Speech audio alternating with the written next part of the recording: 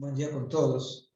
Vamos a empezar la clase del día de hoy, continuando con los temas referentes a la introducción desde un punto de vista hidrológico, hidráulico, este repaso, mejor dicho, a la hidrología y la hidráulica, que se va a necesitar de ahí para poder desarrollar cualquier proyecto de drenaje que sea vial, tanto urbano como rural. Entonces, le comparto las diapositivas para poder continuar. Y le doy la palabra. A ver, un momentito. Me confirman que pueden visualizar las diapositivas. Sí se puede. Ya. De ahí tengo la señorita Mosquera que tiene la mano levantada. Diga. Ingeniero, buenos días. Disculpe que lo interrumpa. No es relacionado a la clase, sino que quería preguntarle una cosa. Yo tengo una cita médica hoy día a las 8 de la mañana y tengo que estar en el hospital a las 7:30, pero quería saber cómo hago con la justificación. Yo tengo la orden de exámenes y esa tengo que enviarla al bienestar estudiantil para que la O sea, eso de bienestar estudiantil es para enfermedad, es una cita médica, directamente me envía a mí la cita. Si es un hospital público todavía mejor, pero igual me envía a mí la cita médica y de ahí yo le justifico la falta. Ya, listo. Muchas gracias. Ya. Listo, entonces, retomando desde donde nos habíamos dejado el día de ayer, o sea, desde esta diapositiva, ¿qué es lo que habíamos visto? Que en general, para nosotros poder definir lo que es la magnitud de la crecida, prácticamente determinar el caudal, necesitamos establecer confiabilidad de la obra y periodo de retorno, donde todos estos parámetros nos ayudarán de ahí a definir el caudal. Pero obviamente, por lo que se ha identificado el día de ayer, la confiabilidad de la obra, también lo que es conocido como nivel de riesgo aceptable, esto es un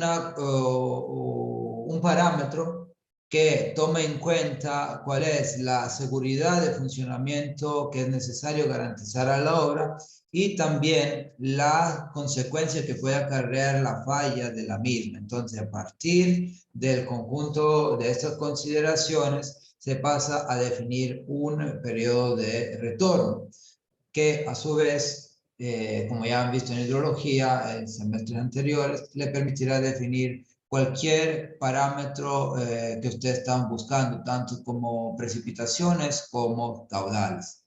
Y regresando al tema del riesgo aceptable, obviamente los diversos efectos que ocurren cuando hay una falla de una obra se deben clasificar y evaluar uno por uno para definir cuál es el riesgo aceptable. Porque estos efectos adversos o problemáticas que pueden ocasionarse en el momento en la cual hay una falla de una obra, se clasifican por lo general en 4 tipologías. Efectos sociales, efectos económicos, políticos y ambientales. Todos deben ser tomados en cuenta. ¿Por qué? Y ahí tenemos que en los efectos sociales se suelen considerar todo lo que es la pérdida de vidas humanas. Esa es la situación más grave que puede ocurrir. Después, la erradicación de habitantes de su vivienda, o sea, en el momento en el cual hay algún evento meteorológico adverso de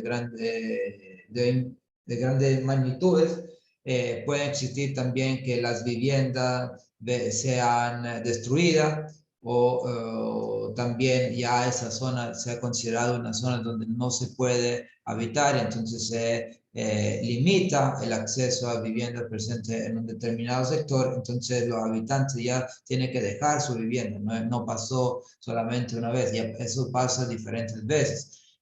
si no es para inundaciones, muchas veces para terremotos, también pasa lo mismo. Terremoto también es se considera como un parámetro aleatorio. ¿Por qué aleatorio? Porque no sabemos cuándo puede ocurrir, pero sí podemos predecirlo de manera estadística considerando lo que son todos los periodos de retorno. Otros efectos sociales son los daños psicológicos asociados a la pérdida de familiares y destrucción de bienes. Todo esto, al rato de definir un periodo de retorno como efectos sociales, hay que tomarlo en cuenta. Por ejemplo, en la imagen que ven aquí, ¿qué están viendo? Un desbordamiento de un río que afectó algunas viviendas. Si ustedes miran esta de aquí, por ejemplo, se fue, al parecer la mitad de la vivienda se fue, y eso no fue debido a un temblor, no fue debido a una falla estructural, sino fue debido al desbordamiento de un río que ocasionó, parece que hizo excavación y de ahí también pérdida del apoyo de la vivienda, ocasionando, aquí sí no sé si hubo también pérdida de vidas humanas, pero muchas veces cuando uno ya se está dando cuenta que el río cerca de su casa está desbordando, debería ya evacuar la casa y la vivienda y alejarse del sitio yendo hacia sitios un poco más altos como cotas, porque nunca se sabe cuando uno está en su vivienda qué es lo que está ocurriendo aguas arriba en la cuenca, y entonces son condiciones peligrosas. Y si no hay un sistema de alerta temprana, esto podría ocasionar que la gente se quede ahí en la vivienda, no se dé cuenta de lo que esté pasando, y puede haber de ahí también pérdida de vidas humanas. De ahí hay efectos económicos y hay dos costos, los directos y los indirectos. ¿Por qué? Los costos indirectos son los costos de reposición de la obra destruida, y los costos asociados a los daños adicionales, tanto que sean bienes públicos como privados. Si ustedes se acuerdan, el día de ayer le mostré, cuando hablamos de sedimentación, una alcantarilla que prácticamente había sido destruida, y de ahí los efectos económicos incluyen lo que es la reposición completa de la alcantarilla, y también si había por el sector alguna vivienda, algún campo que fue afectado, también eso entra en los costos directos. Además, hay costos indirectos que son productos de la consecuencia que tiene la falla de la obra. ¿Qué quiere decir? En una carretera, si falla una obra de drenaje, sobre todo si es transversal, eso quiere decir que se tiene que inhabilitar la vía. Entonces, además de tener que reponer la vía, todos los vehículos que usaban esta carretera para poder ir desde un punto A a un punto B, tendrán que tomar una ruta alternativa siempre y cuando existe. Si no existe una ruta alternativa, eso quiere decir que se impide completamente el paso hacia los dos puntos. Y si estamos hablando de transportar, por ejemplo, productos de la agricultura o de la industria que no pueden trasladarse por este tipo de problemas, de ahí tendremos costo indirecto debido, por ejemplo, a la pérdida del producto, porque si son productos perecibles puede ser que ya no pueden ser entregados a tiempo, o también si hay otra ruta, el incremento de recorrido que se tiene que hacer con el consecuente aumento en costo de más que de la gasolina, el costo de combustible, porque voy a consumir más. Si ustedes se han dado cuenta, después de Carnaval, creo que fue, se cerró, o no, después de Pascua, algo así, se cerró lo que fue la carretera que iba desde Puerto Inca a Cuenca. Esa carretera fue cerrada, entonces muchos vehículos por esos sectores no pudieron, o sea, ningún vehículo pudo circular. Eso fue debido a una falla geológica que persistía desde hace ya tiempo. Entonces, esta vía fue cerrada completamente. Y la vía alterna que habían propuesto es una vía que uno se demora 1 hora y media más para poder llegar. En vez de 3 horas y media, se demora 5 horas en llegar. Además, que es una vía con menores carriles, que la vía desde, más o menos desde Puerto Inca hacia poco después de Molleturo, tiene 2 carriles de subida y es un poco más rápida. Y además tomen en cuenta que ese sector es un sector donde hay algunos restaurantes que crecieron y se construyeron justo porque ahí existía esa carretera y también hay algo para hacer actividades turísticas. Y todo esto no pudo funcionar de forma correcta debido al cierre de la vía. Y entonces puede entender la falla de cualquier obra a que puede acarrear no tanto solamente como costos directos, sino costos indirectos. De ahí alguien había activado el micrófono, no sé si tenía alguna consulta. No, después se viene la parte de los efectos políticos. ¿Por qué? Cuando hay una falla de una obra, por lo general, el pueblo siempre trata de buscar el culpable. No se hizo bien, se robaron la plata, y etc. Entonces, los primeros que siempre se trata de culpar como pueblo es la política, que obviamente ahí entra en juego, ellos lo realizaron, ellos tenían que supervisar y etc. Entonces, de ahí empiezan a ocurrir lo que es el deterioro de la imagen del gobierno o de las instituciones públicas responsables de la obra. Ustedes, como si van a trabajar con carreteras, casi todas las carreteras del país que sean de libre acceso son carreteras públicas. Entonces estamos hablando aquí tanto de gobiernos como instituciones públicas que la manejan, tanto como ministerios, prefecturas y etc. Y también, además del deterioro de la imagen de un gobierno, de ahí empiezan a evidenciarse problemas estratégicos o de seguridad nacional en el momento en el cual arterias principales se ven cerradas por fallas en obras que no pudieron resistir a un determinado evento. Y entonces de ahí se van a tener costos adicionales e inconvenientes asociados a los cambios de los planes de inversión, porque usted puede entender, si yo tengo una carretera principal cerrada, esa no la puedo mantener cerrada yo por años. Tengo que conseguir el presupuesto en la forma más rápida posible y emplearlo para poder arreglar el inconveniente que se tuvo. Pero eso quiere decir, el presupuesto del Estado, el presupuesto de un municipio, el presupuesto de una prefectura, es fijo. Para el año 2022 se tiene tanto. Entonces yo para el año 2022 yo hago una planificación de inversiones. En el momento en el cual yo no tengo el dinero para poder arreglar un puente, porque no lo tenía planificado, tender que tomar este dinero desde otros fondos que iba a dedicar a otras inversiones y aplicarlo ahí. Entonces, algún sector de mi provincia o de mi país o de mi municipio se va a quedar sin la obra que estaba planificada. Y entonces de ahí derivan todo problema de imagen, de deterioro de todo tipo de administración, tanto locales como nacionales, centrales. Por ende, también la parte política, aunque no entienda muchas veces de ingeniería, tratan siempre de rodearse de gente que sí los puede ayudar, para eso existen los diferentes departamentos, empezando desde obras públicas, para que todo se pueda hacer de la forma correcta, técnicamente hablando, y evitar estos tipos de problemas. Sobre todo esto es para los políticos, es algo muy difícil que enfrentar en temporada de cerca a elecciones.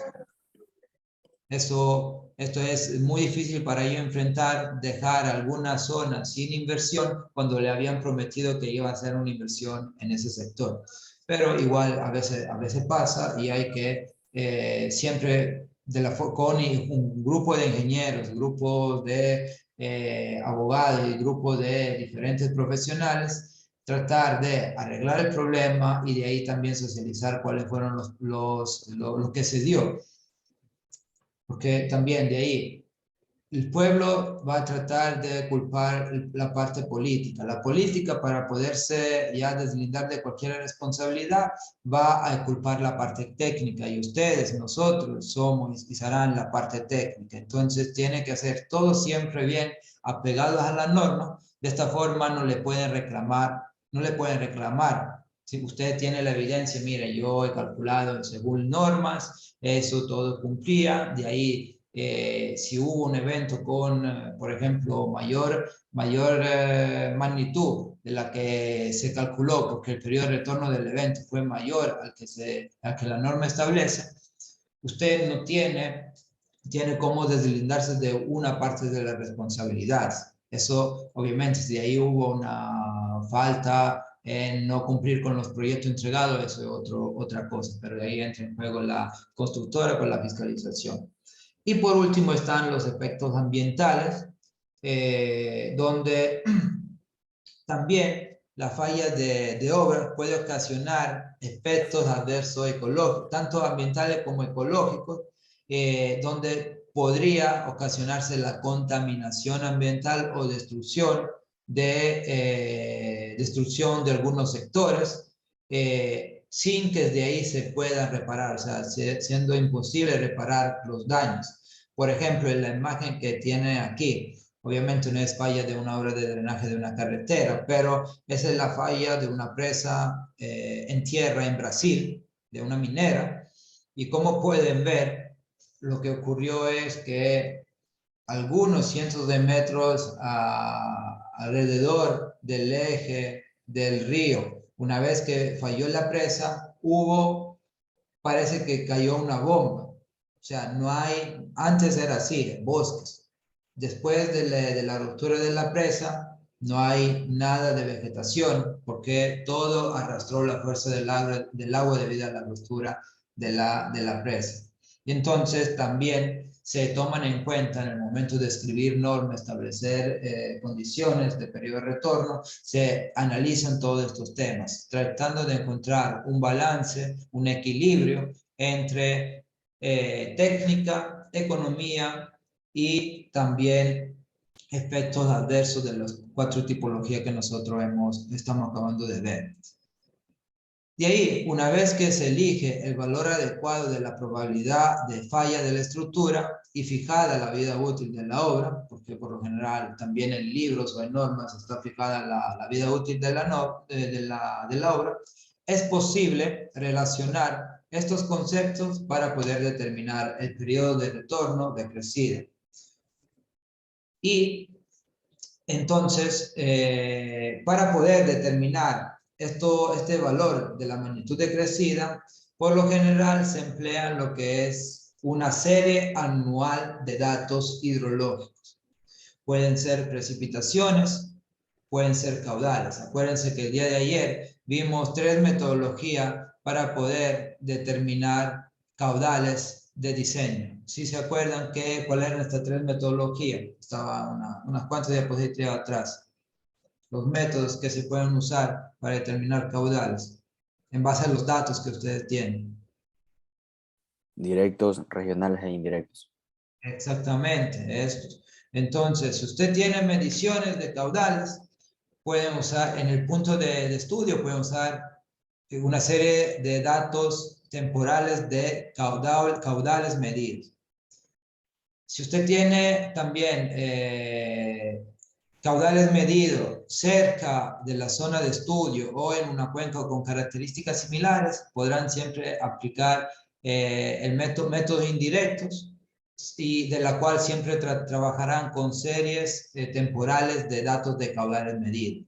En el caso no tengan nada de caudales, que es lo más probable, por lo general, ustedes tendrán que trabajar con series de datos temporales de precipitación, empleando de ahí los métodos indirectos, la cual nosotros veremos 2 entre la clase de hoy y la clase de la próxima semana.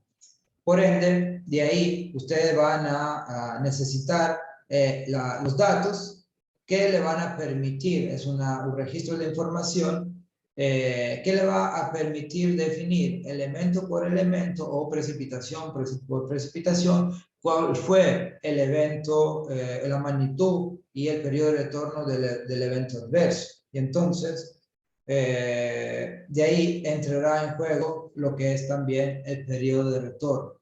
¿Sí se acuerdan cuál es la definición del periodo de retorno? O sea, no tiene que ser literal, pero acordarse que es un periodo de retorno.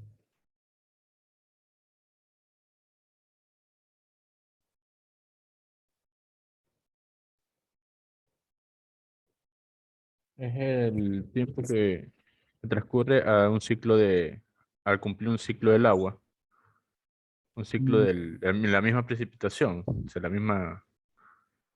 A ver,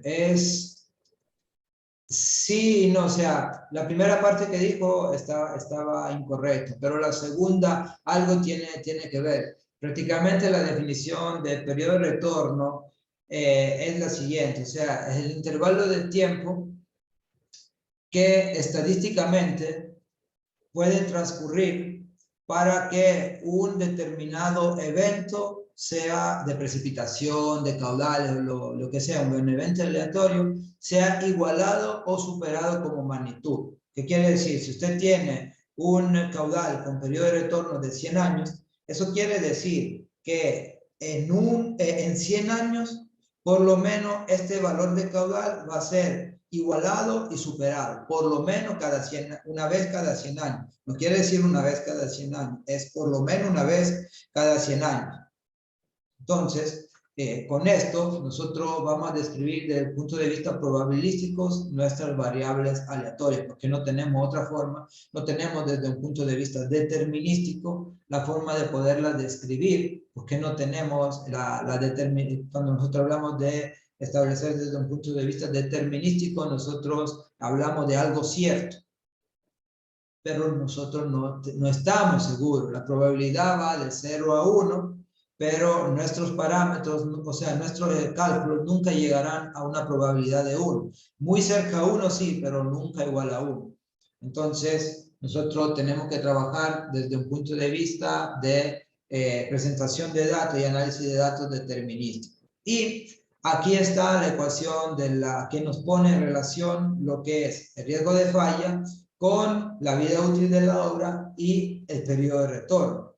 Entonces, aquí, ¿qué es lo que pueden ver? En esta ecuación, nosotros tenemos que, se puede establecer que la probabilidad de que la variable X sea mayor a un cierto valor Q asociado a un determinado periodo de retorno en el transcurso de la vida útil de la obra, el de n años, se denomina falla. O sea, esta probabilidad que pase un evento de mayor magnitud al que está asociado el periodo de retorno, y es el riesgo de falla. Entonces, con esta ecuación, yo puedo decir que 1 menos 1 sobre el periodo de retorno, todo eso elevado al número de años de la vida útil, me permite calcular el riesgo. Y miren, supongamos que usted tenga estos números de aquí, déjenme marcarlo.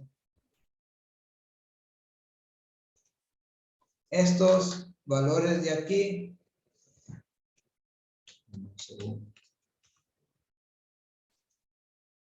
estos valores de aquí,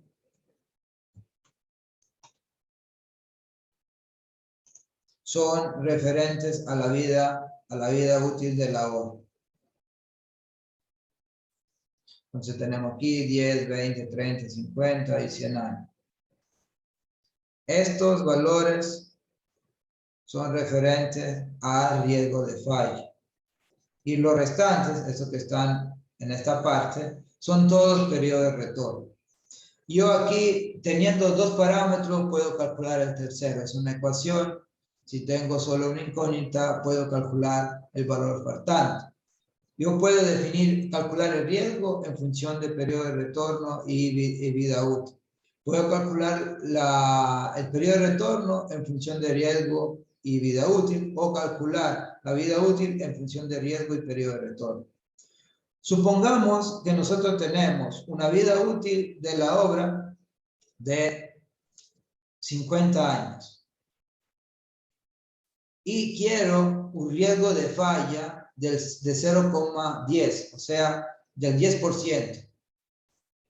Quiere decir que en el 10% de los casos yo voy a tener la probabilidad que el evento de magnitud Q sea superado por lo menos en el periodo de retorno que estoy estableciendo. Entonces, para yo poder tener esto, tengo que utilizar un periodo de retorno de 475 años. Menor tiene que ser mi riesgo de falla, mayor tendrá que ser el periodo de retorno. Y eso lo pueden ver desde acá, que el riesgo y el periodo de retorno son inversamente proporcionales. Y entonces, miren, si yo quiero un riesgo de falla del 1%, con una vida útil de la obra siempre de 50 años, tendré que utilizar para los cálculos un periodo, periodo de retorno de casi 5.000 años. Entonces, por lo general, nosotros trabajamos para las obras comunes, se trabajan con 50, 100 años periodo de retorno. De ahí, si son obras más importantes, ustedes verán obras con 200 años, presas 500 hasta 1000 años, son presas importantes. Entonces, ¿esto por qué se usa el periodo de retorno? Para tratar de primero establecer desde un punto de vista probabilístico cómo se puede comportar la variable o la magnitud de la variable que nosotros estamos analizando. Y después contemplamos el conjunto de riesgo, vida útil y también periodo de retorno. Y una vez definido por fin el periodo de retorno, nosotros tendremos que hacer una serie de análisis para poder de ahí establecer, que se llama análisis de frecuencia, para poder establecer las distintas magnitudes. ¿Hasta aquí tienen alguna duda, alguna consulta? Esta ecuación la habían visto en hidrología.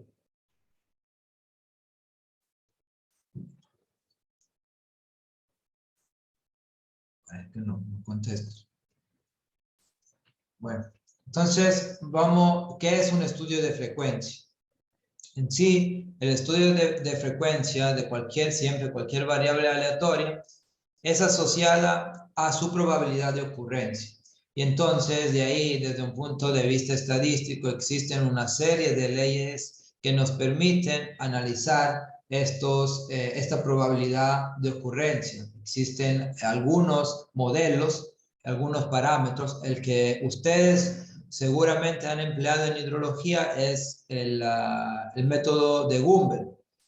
Pero eso no es el único. Hay otros que son por lo menos unos 10 métodos los que se reportan en los libros, y más hay si se investiga en artículos científicos, que permiten analizar cuál es la distribución de frecuencia, o sea, cada cuánto ocurre un determinado evento. Y a partir de este estudio de frecuencia se puede empezar con la determinación de las tormentas de diseño, porque es lo que ustedes tendrán que hacer por lo general casi siempre, porque tendrán que utilizar métodos indirectos para definir de ahí los caudales. Y aquí voy a tratar de ir un poco más rápido porque es una pequeña introducción a dónde ustedes pueden conseguir los datos para definir las tormentas de diseño. Son prácticamente datos de precipitación. La tormenta es un evento de precipitación. Entonces, de ahí, los datos de precipitación son medidos mediante una serie de equipos que se conoce como pluviógrafos o pluviómetros, y de ahí viene registrado dependiendo del tipo de equipo, o de manera continua, o cada X hora, por lo general es cada 24 horas. De esta forma que en los años, de ahí se vienen formando una serie de registros, tantos en físico como en digital, que de ahí el consultor o el especialista puede usar para poder determinar y la venida de diseño para su proyecto en el sector de estudio. A ver, ¿quién se acuerda cuál entre el pluviógrafo y el pluviómetro nos da un registro de datos continuo? O sea, que continuo quiere decir en el tiempo. Tengo a 5 minutos, a 10 minutos, 15 minutos, 20 minutos y etc. ¿Cuál entre los dos, el pluviógrafo o el pluviómetro, nos da una serie de datos continuos? El pluviógrafo. Exacto, es el pluviógrafo, porque el pluviógrafo es esto que está en esta imagen. Aquí tienen pluviómetro y pluviógrafo. El pluviómetro simplemente lo que hace es recolectar el agua que llueve sobre esta superficie, almacenarla en un recipiente que tiene ahí aquí abajo y de ahí puede ser o de forma manual o de forma mecanizada, medir cuál es, después de 24 horas, cuál es el agua que fue almacenada aquí adentro mediante una probeta que nos devuelve la altura de agua de precipitación en milímetros. Mientras que el pluviógrafo es esto de aquí, que tiene una conformación diferente, siempre tiene en la parte alta un embudo donde ingresa el agua, que viene recolectada en este recipiente. En este recipiente está conectada una pluma y de ahí aquí hay un tambor rotatorio con una especie de papel milimetrado, donde aquí está el tiempo y aquí está la precipitación, donde empieza a notar lo que es la subida del nivel de agua en el recipiente. Llegado a esta cota, el recipiente por el efecto sifón se va a vaciar y la pluma vuelve a bajar y después vuelve a tomar, a escribir siempre y cuando continúa la precipitación. En el momento en el cual no hay precipitación, la línea que va a trazar es una línea horizontal, porque está diciendo que el volumen de agua que está, o la altura de agua del volumen que está dentro del recipiente se mantiene estable. Eso se puede mantener estable solamente cuando no hay precipitación. Hoy día ya tenemos equipo un poco más avanzado desde un punto de vista tecnológico, que quiere decir que ya no tengo que ir a retirar este papel desde el campo, simplemente instante por instante el sistema me envía unos datos, por lo general mediante el sistema GPRS, me envía los datos que se almacenan en una base de datos y que yo puedo de ahí manejar y trabajar en el Excel o en el software que yo prefiero para poder analizar los mismos. Y de ahí, si se acuerdan cuál es la institución nacional que por lo general recolecta esa información, aunque existen también redes privadas, redes particulares, que venden después de ahí la información, pero hay una institución que por lo general nosotros tenemos que acudir si necesitamos datos de precipitación. ¿Cuál es? INAMI.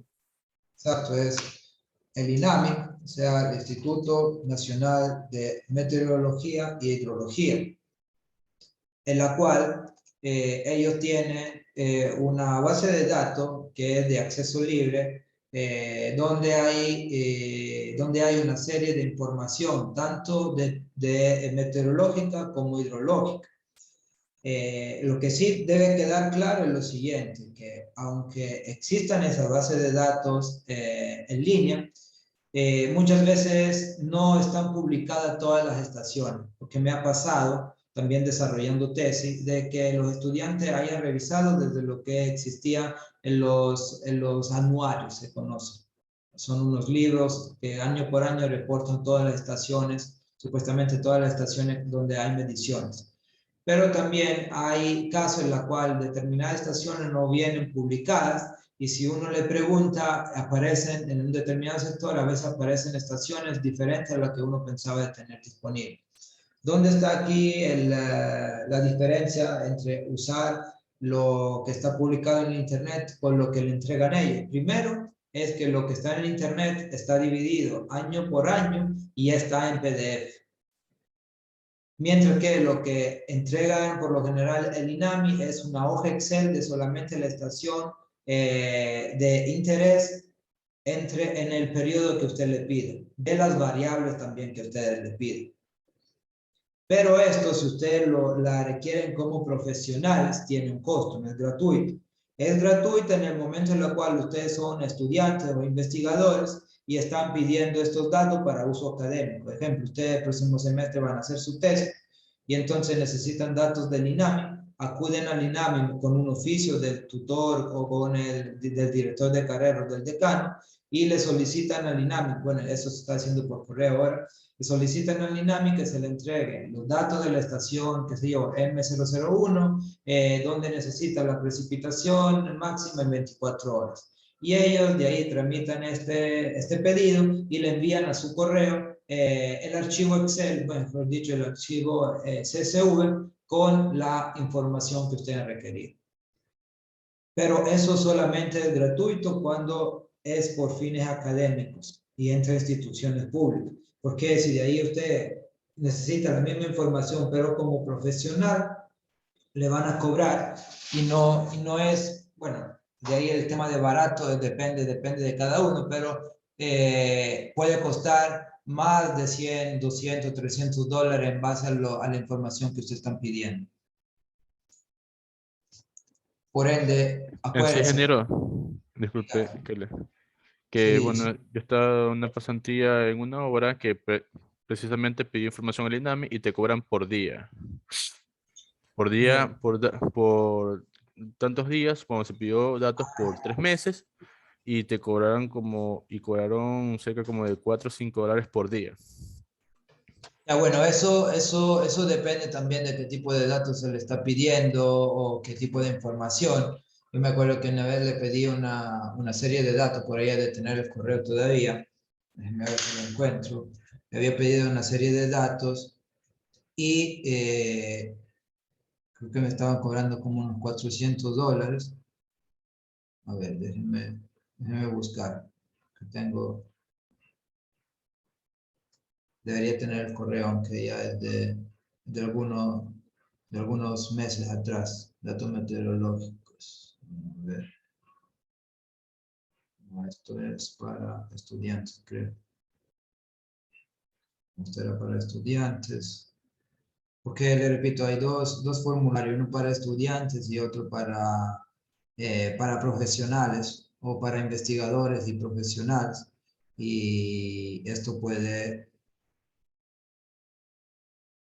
tener un costo, aunque los costos son públicos. Depende del tiempo, depende del parámetro, porque hay que pedirle un parámetro a la vez. Eso quiere decir, un parámetro a la vez es precipitación en las 24 horas. Quieres temperatura, es otro parámetro, entonces es otro costo más. Bueno, por la siguiente sesión, si encuentro el correo, le voy a poner qué dato había pedido, en qué periodo de tiempo había pedido y cuánto estaban pidiendo para poder entregar los datos. Si lo encuentro más tarde, lo subo en el grupo de Telegram. Pero eso, ¿por qué se lo estoy diciendo? Porque ustedes como futuros profesionales y trabajan como consultores externos, tendrán que tomar en el momento en el cual le presentan le presentan a su cliente el valor de su consultoría. Si ellos no cubren aparte estos datos, no le proporcionan estos datos aparte, ustedes tendrán que sumar ese valor en lo que le van a pedir. No van a comprar usted los datos y después no los van a cobrar. Ojo con eso. Entonces, de ahí hay que acudir al INAMI. Le voy a mostrar rápidamente, déjenme abrir aquí el Google. Le voy a mostrar rápidamente si es que funciona la página, hoy día la página del INAMI, dónde pueden conseguir esta información. Por lo general, si no saben dónde buscar, escriben en Google, biblioteca, INAMI, y de ahí se le abre esto en Google. Por lo general trate de darle clic en donde dice INAMI, no donde pone EPN o otras instituciones. Vamos a ver qué aparece aquí. Porque a veces es lento. Miren, yo le di clic en biblioteca y me apareció directamente la biblioteca. Yo también podía ir en la página inicial del INAMI y de ahí buscar si es que se encuentra rápidamente lo que es la biblioteca. Aunque como pueden ver, a veces lento. Esta es la página del INAME.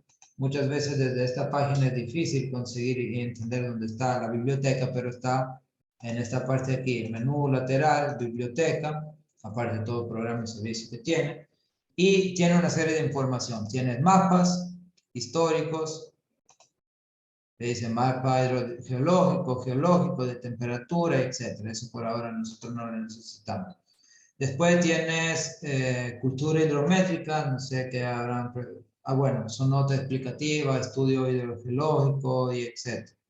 Pero lo que realmente ustedes necesitan pueden ser o publicaciones meteorológicas o publicaciones hidrológicas. Ya lo tienen dividido. En la publicación meteorológica ustedes encontrarán, además de una serie adicional de datos, las precipitaciones. Mientras que en la hidrológica encontrarán los caudales. Y usted reconoce un anuario desde el color de la carátula.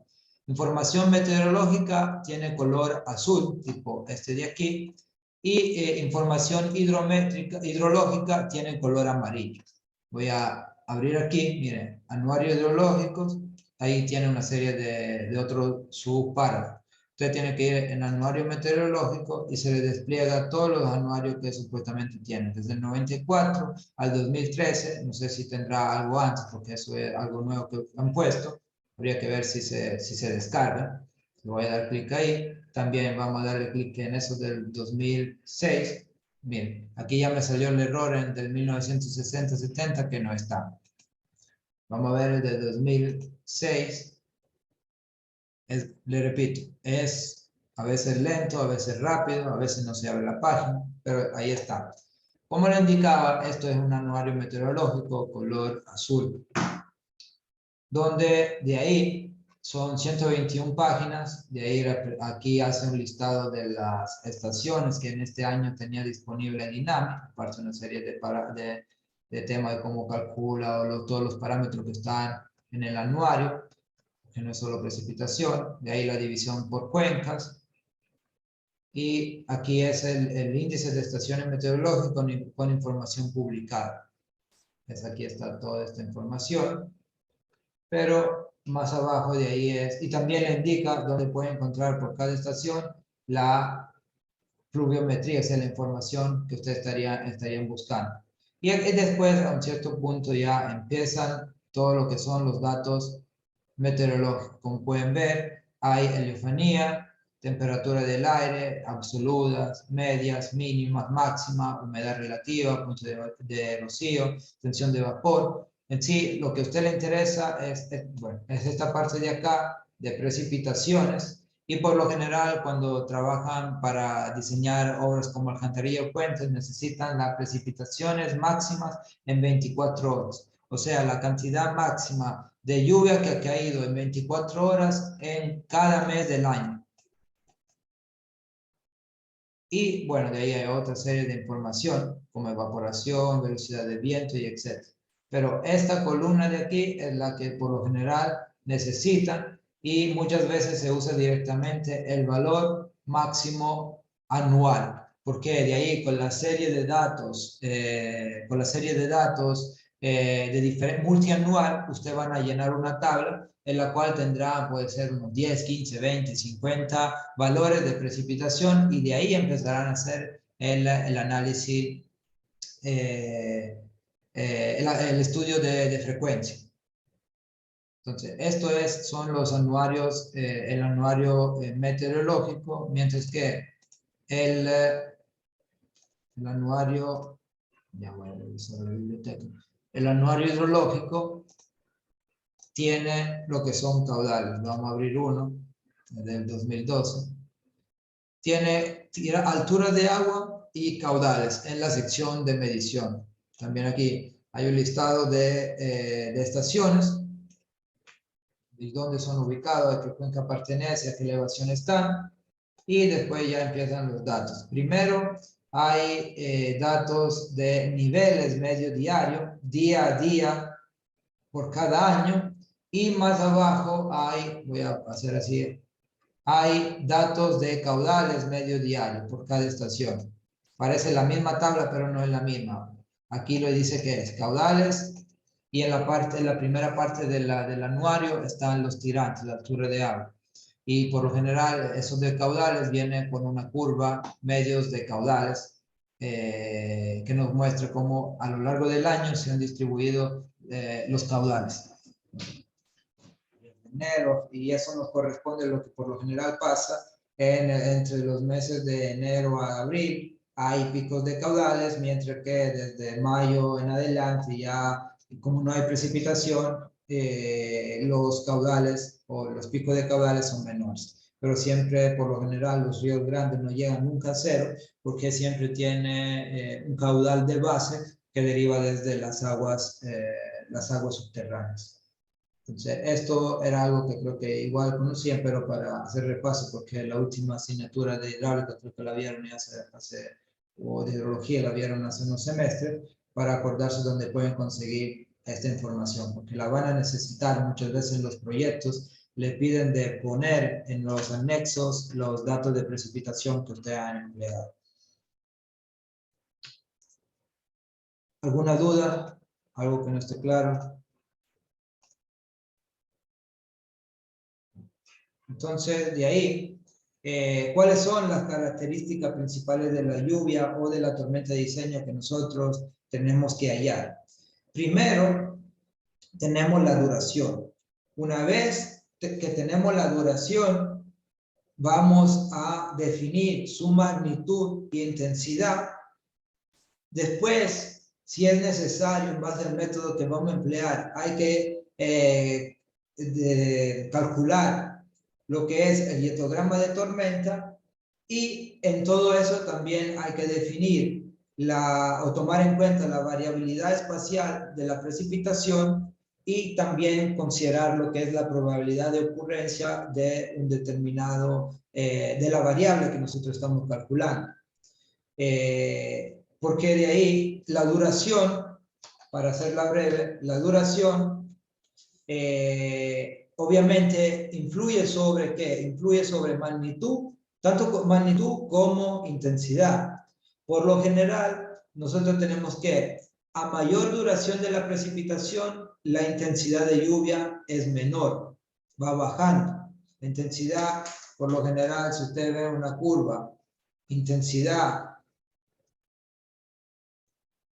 tiempo, es de esta forma. O sea, la intensidad disminuye al aumentar de la duración de la precipitación, cosa que al revés, la precipitación acumulada incrementa al incrementar el tiempo, porque si sigue lloviendo yo sigo sumando milímetros de agua. Que la precipitación, usted sabe, se suele medir en milímetros, aunque a veces escuchan litros por metro cuadrado. También en los periódicos o en otro lugar donde dan noticias, muchas veces escuchan los especialistas del INAMI indicar, en vez de que cayeron 24 milímetros de lluvia, nos indican, cayeron 24 litros por metro cuadrado. O sea, es desde un punto de vista de hidrología, decir, X milímetros, es decir, X litros sobre metro cuadrado. Porque acuérdense que también lo que son pluviómetro y pluviógrafo tienen la parte, el embudo interno, que tiene dimensiones estándar. Entonces ellos calculan los milímetros en base a esta área de aquí. Por ende, por eso que podrán decir litros sobre metro cuadrado coinciden con los milímetros de agua que llegaron en el recipiente. Entonces, como le estaba indicando, esta duración es fundamental. Ustedes sin duración no pueden seguir con el proceso de cálculo del caudal. Y entonces, ¿qué duración tomo? Porque la lluvia puede durar un minuto, como puede durar un día. Y entonces, desde un punto de vista de duración, nosotros tendríamos que este problema sería indeterminado, porque no sabemos o no sabríamos en realidad cuál valor tomar. pero no es así, porque se ha estudiado y se ha determinado mediante hasta experimentos y mediciones en campo, que por lo general el pico de caudal, que es lo que nosotros estamos buscando, se da cuando la duración de la precipitación es igual al tiempo de concentración. ¿Esto por qué? Porque en el tiempo de concentración toda la cuenca aportó al caudal en la sección terminal. Entonces, ¿qué quiere decir? Como toda la cuenca aportó, yo no voy, si la intensidad obviamente de lluvia se mantiene constante, yo no voy a tener mayor caudal del momento en la cual la lluvia o toda la cuenca aportó a la sección donde yo voy a construir mi puente, mi alcantarilla. Entonces, la duración, que está escrito también por aquí en esta parte, la duración para el cálculo del caudal de diseño será igual al tiempo de concentración. Entonces, de ahí ya tenemos un valor establecido que nos permite calcular por lo menos lo que es la magnitud e intensidad de una precipitación. Cuando le voy a preguntar o cuando le van a preguntar qué duración debe tener la lluvia de diseño, usted tiene que decir, se le da una duración igual al tiempo de concentración de la cuenca de estudio. Nada más de esto. Porque de ahí, con esta duración, de ahí se va a proceder con la determinación, como le indicaba, de magnitud y probabilidad de ocurrencia, que por lo general se lo hace mediante la determinación de las curvas IDF, o sea, curvas, intensidad, duración, frecuencia. Hay también otro tipo de curvas que usted han usado menos, que también existen, que son PDF, curva de precipitación, duración, frecuencia. Se cambia la intensidad con la magnitud. La intensidad de lluvia, ¿qué unidad tiene?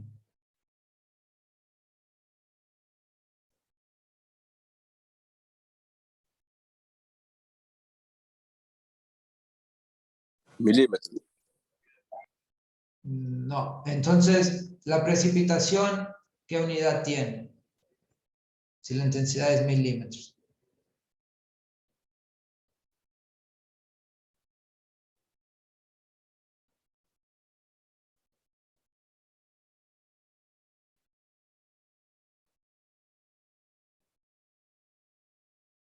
A ver. Entonces, si eso no se acuerda, vamos a pasar a Metros cúbicos. metros cúbicos. Metro cúbico es un volumen, no es... Milímetros hora. A ver, la intensidad está en milímetros hora. Mientras que la precipitación está en milímetros. Entonces, para yo poder definir lo que es la intensidad o cómo se relaciona precipitación con intensidad, la intensidad es igual a la precipitación sobre el intervalo de tiempo y la precipitación es igual a la intensidad por el intervalo de tiempo. Si usted lo ve desde el punto de vista dimensional, P está en milímetros, delta T es un intervalo de tiempo que por lo general se toma en cuenta las horas, entonces voy a tener milímetros horas. Y ahí tengo que la intensidad acabo de decirlo, está en milímetros hora, el tiempo está en horas, multiplico esto y me queda milímetros. Entonces, ojo con esta unidad porque se la tiene que acordar. Intensidad milímetro hora, precipitación milímetro. Esto es desde un punto de vista hidrológico, las dimensiones estándar, las unidades estándar de estos dos parámetros. Y de ahí viene algo que es probable que ustedes no hayan visto en hidrología, que es un hietograma. Un hietograma, en general, aquí estamos hablando de tormentas, pero igual sigue siendo un hietograma, en sí es la distribución, representa la distribución en el tiempo de la lluvia total caída durante el intervalo de tiempo que nosotros estamos considerando. Supongamos que estamos considerando un tiempo igual al tiempo de concentración. Lo que se hace en algunos métodos es considerar la distribución de lluvia constante a lo largo de este intervalo de tiempo. Pero muchas veces, y y desde un punto de vista real es así. Nosotros no tenemos una distribución constante en el tiempo de precipitación. Ustedes lo pueden ver cuando llueve. A veces llueve más duro, a veces más suave. Entonces eso quiere decir que a lo largo de la misma precipitación, del mismo evento de precipitación, yo tengo una distribución que no es uniforme. Entonces, si es necesario tomar en cuenta esta variación temporal de la precipitación, puedo utilizar lo que es un dietograma que me permite de ahí dividir la precipitación total en bloques separados distribuidas a lo largo del tiempo. Y esto sería lo ideal siempre, pero alguna metodología no lo toman en cuenta porque son más simplificadas. Y también existe la variación espacial, pero no solamente temporal, pero para poder obviar a este problema, existen metodologías de cálculo de la precipitación media sobre la cuenca. Hagamos un ejemplo que nuestra cuenca esté aquí. Como pueden ver, yo tengo, vamos a decirlo así, dos colores distintos que representan la precipitación. Yo aquí tengo precipitaciones que están de 200 milímetros, mientras que aquí tengo precipitaciones de 300 milímetros. Entonces, yo tendré que calcular, si esta es toda mi cuenca, una precipitación media. Y en hidrología han visto ustedes por lo menos tres metodologías. Una, el cálculo de la precipitación promedia, simplemente sumando los valores de cada estación que tiene y de ahí dividiéndolo por el número de estaciones. Después tiene el promedio como media pesada sobre las áreas. Después está el método de los polígonos de Thyssen. Y de ahí por último estaba un poco más complejo, el método de las isoyetas. Con estos métodos se pueden determinar en base a diferentes mediciones sobre la misma cuenca valor promedio de precipitación sobre la misma.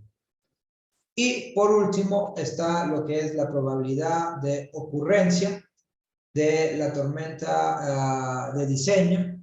Y entonces, para poder a nosotros simplificar la vida desde un punto de vista de diseño, las normas ya nos dicen, miren, yo ya te voy a dar el periodo de retorno para las distintas obras que tú tienes que construir o diseñar, y así ya tienes una base para poder diseñar. Y los valores que nos dan las normas son valores mínimos. Usted los quiere incrementar, la norma le permite incrementar, obviamente con la respectiva justificación.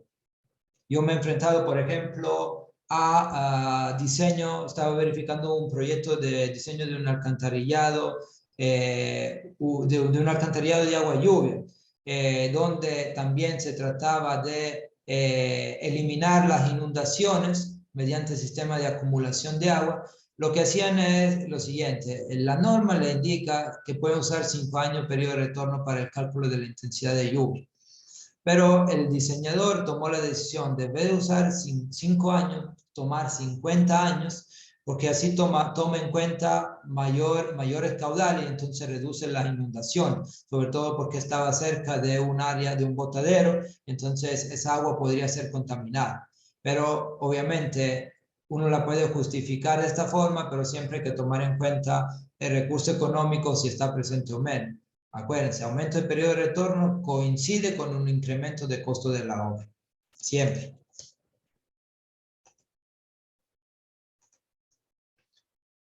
Y entonces, de ahí al final de todo esto, el diseñador se enfrenta a dos posibles escenarios. Uno de cuando se cuenta con registro pluviográfico representativo del área de interés, y el otro, que es la situación un poco más usual, que corresponde a cuando no hay registros adecuados o representativos para poder hacer los cálculos. ¿Qué es lo que ocurre? Muchas veces, si tengo la estación en el mapa, voy, reviso los datos, tengo 1 o 2 años de datos, y esto no me sirve. Ustedes deben tener mínimo 10 años o un registro de 10 años de datos para poder de ahí empezar a hacer algún análisis probabilístico. Si son 15, mejor. Si son 50, obviamente mucho mejor. Pero de ahí en esto es que nos ayuda en la determinación de las curvas IDF, donde las curvas IDF nosotros tenemos que nos permite definir el comportamiento de la lluvia en una determinada estación. Y ya le voy a dar aquí una indicación que le puede salvar la vida desde un punto de vista profesional, cuando no tiene nada de precipitación medida ni cerca ni lejos de la estación del área de estudio. El INAMI realizó en el 2015 un primer estudio que actualizó en el 2019, donde revisó todos los datos de las estaciones pluviográficas del Ecuador y de las estaciones pluviométricas. En base a esto, dividió el Ecuador en alrededor 72 zonas, obviamente 72 zonas de precipitación homogénea, y están aquí en este diapositivo. Como pueden ver, cada zona del país está dividida por zona 1, zona 2, zona 3. Por ejemplo, la última zona, que es la 72, son las Islas Galápagos. Y tomando en cuenta estaciones que están adentro de estas zonas, de estos sectores, ellos han determinado la curva IDF. Y lo que te dicen, y hasta la NEVI lo dice, si no tienen posibilidad de analizar datos de precipitación cerca de la zona de estudio, porque no hay mediciones o no hay estaciones pluviométricas, no hay datos, puedes usar la zonificación de intensidad de Ecuador realizada por el INAMI. ¿Dónde consiguen esta información? Yo en las diapositivas les dejé el enlace. Vamos a ver si me deja abrir.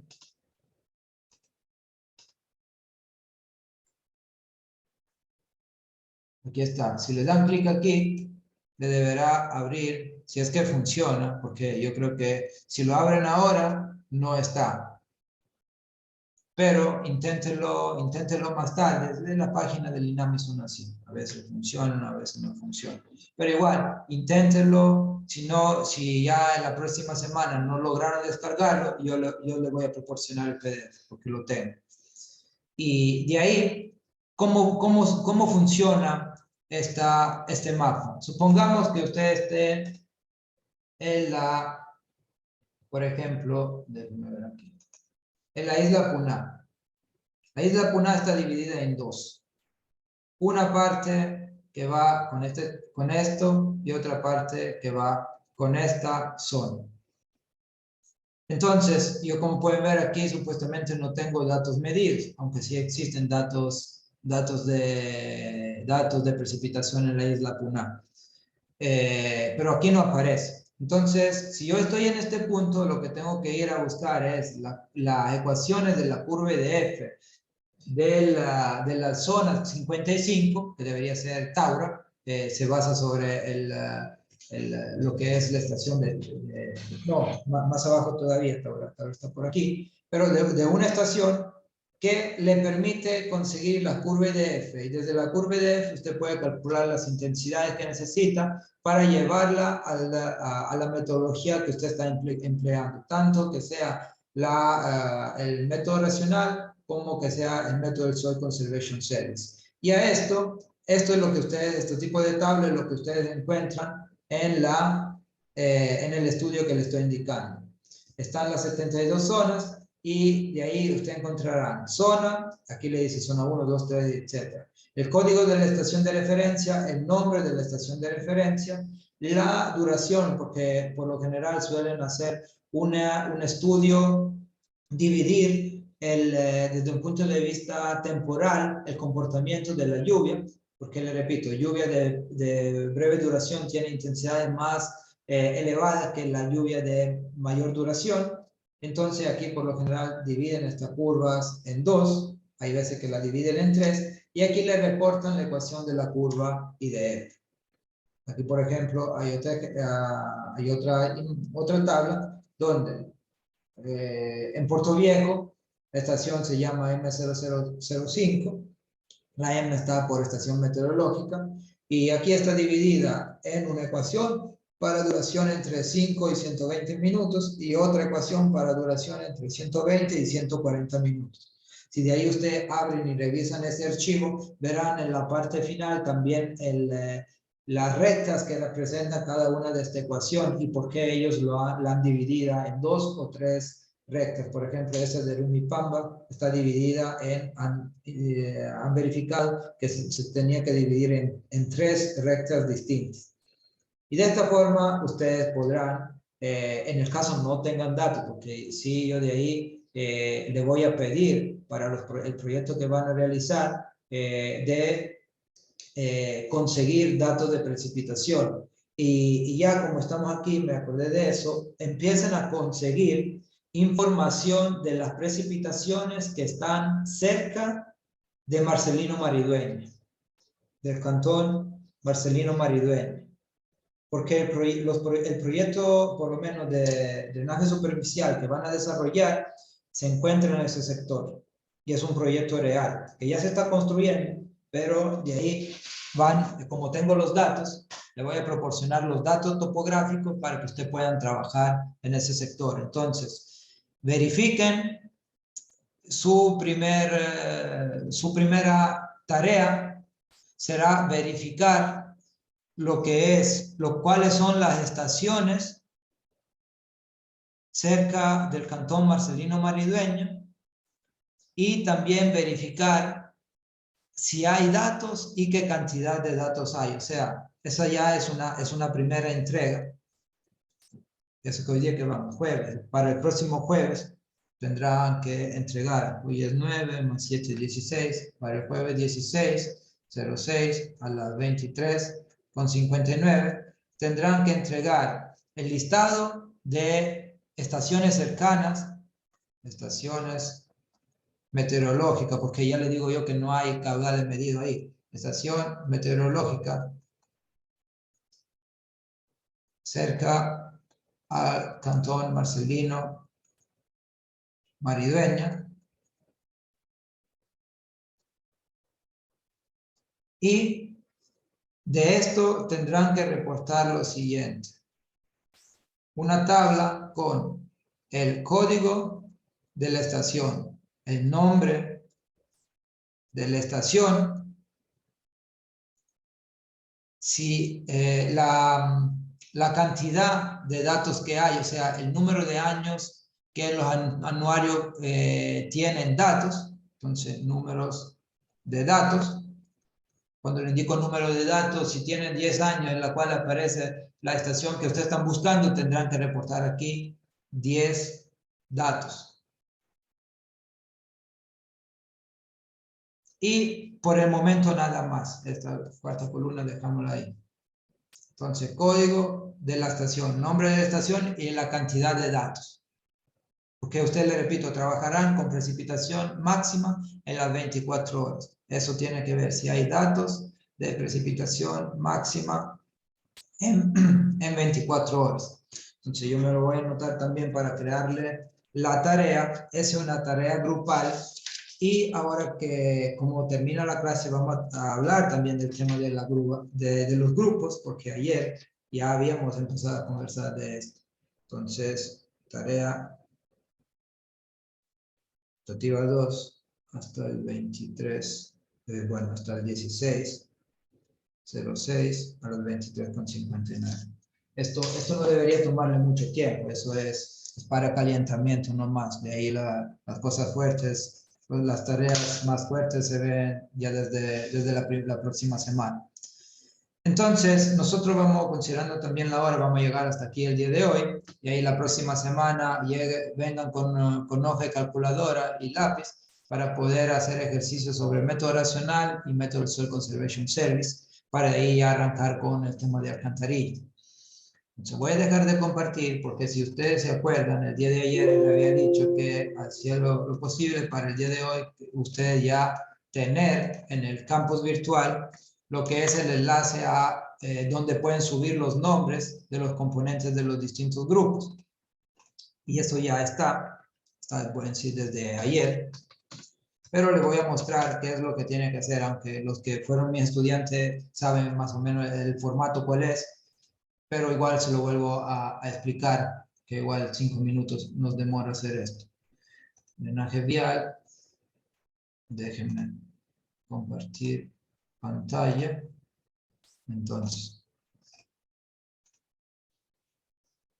esta es la página del Moodle, en la cual, si ustedes bajan en lo que es, a ver, no le parece, ya voy a verificar qué es lo que ocurrió, porque lo había cargado ayer, o lo dejé como sin visualizar. Grupos de proyecto, vamos a ver qué abre aquí. Sí, no, está aquí, pero no está todavía oculta, no active la visualización. Listo. Ahora, esperen que cargue desde este momento. Si actualizan la página del Moodle, ya la tiene también ustedes disponibles. Entonces, ¿dónde encuentran este formato que les estoy indicando? En el bloque académico de la unidad 1, en la sección de construcción, dice grupos proyecto. Usted le da clic aquí y se le abre este formato, este formulario, donde, bueno, la primera cosa que tienen que hacer es seleccionar la asignatura. Yo uso un único formulario para todas las asignaturas que tienen proyecto conmigo. Entonces, aquí selecciono optativa 2 y después de esto, de ahí le tienen que dar un nombre al grupo, pero no es que el nombre del grupo es el nombre artístico del grupo, es simplemente poner el apellido, grupo, qué sé yo, el primer apellido que veo aquí, Grupo Bermeo, siendo él lo estamos considerando como representante o como el que está subiendo los nombres. Igual de ahí yo lo voy a nombrar grupo 1, 2, 3, 4, 5 y etc. No van a tener nombre. Entonces, supongamos, los grupos lo hacen ustedes, ya se lo he indicado eso. Los grupos máximos tienen que ser de 5 estudiantes, conformados por 5 estudiantes. Ahora, los nombres que leo aquí. Supongamos que el grupo esté conformado por Cedillo, Paredes, Borges, Gómez y Burbar. Los primeros 5 nombres que leo. Y entonces, supongamos que el señor Cedillo es el que se encarga entre los 5 de subir la información. Entonces aquí iría Grupo Cedillo, una vez que obviamente aquí han seleccionado la asignatura, y después pone los nombres de todos los 5 componentes, nombre, apellido y nombre. Entonces sería Cedillo, Gary, después Oscar, Paredes Oscar. ¿Qué más había por aquí? Gómez, Christopher, y etcétera. Hasta llegar a llenar los 5 componentes. Aquí hay un sexto, pero eso es simplemente para emergencia. El sexto, usted no deben tener 6 componentes, porque si no simplemente el sexto lo tomo y lo muevo a otro grupo que está en menos de 5. Llena esto. Con los nombres le dan enviar y a mí me llega la notificación que enviaron información. De ahí al final de la semana lo que hago es hacer un consolidado y ir al Moodle y llenar y crear los grupos. Aquí creo que van a salir unos 8, 9 grupos. Y de esta forma, de ahí se le van a habilitar todas las que son tareas grupales, porque si ustedes no son pertenecientes a un grupo, no van a poder entregar las tareas grupales. Y también le voy a indicar, las entregas grupales, todas, la nota es válida para todos los componentes del grupo. Uno del grupo sube la información y la nota es válida para los 5 componentes del grupo. Lo que sí le pido es que, aunque ustedes se ponen de acuerdo que X persona va a subir la tarea, los otros 4 verifiquen que la haya subido. Porque igual, si solamente una persona se olvida de subir la información y usted no ha estado pendiente de verificar si realmente lo ha hecho, la baja de la nota por entrega atrasada es de todos. En grupo se gana juntos, se pierde juntos. O sea, sacan 10 juntos o sacan 0 juntos. También entre las notas intermedias también está. Pero acuérdense de eso. Estar pendiente, aunque sean grupales, y aunque sea la entrega la tiene que hacer uno, siempre estar pendiente que la entrega se hizo. Y se hizo conforme a lo que habían realizado, porque muchas veces me entregan tareas hasta de otras asignaturas, me ha pasado de ver tareas de otras asignaturas, y yo la única cosa que puedo hacer ahí es poner 0 hasta que no actualicen la tarea. pero igual de ahí, si la entregan atrasada, ya eso resta puntos. Le entrega la tarea correcta.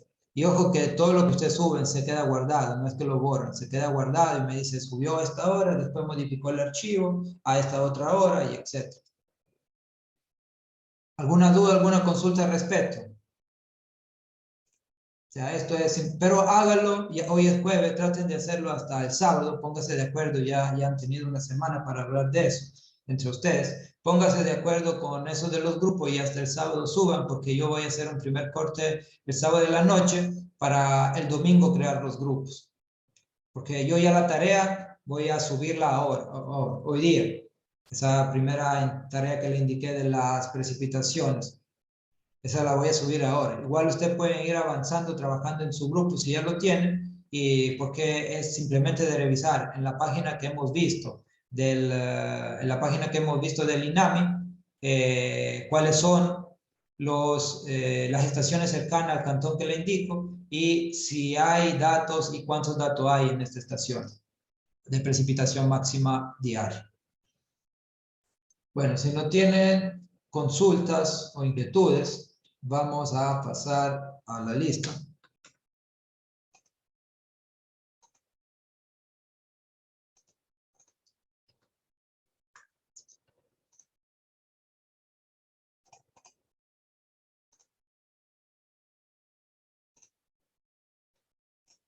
Un segundo para la verificación. Aquí está. Azuero. Presente, ingeniero. Majaña. Presente. Valareso. Presente. Bermeo. Presente. Borges. Presente. Burbano. Presente. Campos. Presente. Cedillo. Cedillo. Presente. Presente, ingeniero. Presente. Presente, ingeniero, chico. Choes. Presente. Delgado Galde. Presente. Delgado Yagual.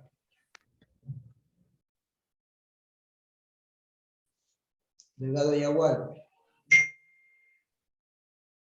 No lo escucho. Díaz. Presente, Díaz. Espinosa. Presente, ingeniero, buenos días. Gamboa. Presente. Gastesi. Presente, ingeniero. Gómez Ceballos. Presente. Gómez Olea. Presente, ingeniero. Gómez Valareso. Presente, ingeniero. Guamán. Presente. Ibarra. Presente, ingeniero. Landívar. Presente. Mosquera.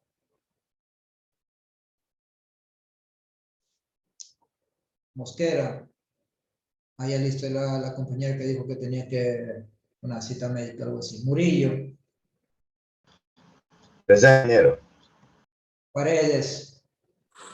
Presente, ingeniero. Pazmino. Presente, ingeniero. Peña. Peña. Quinto. Quinto. Ya. El Regalado. Presente, ingeniero. Rivera. Presente, ingeniero.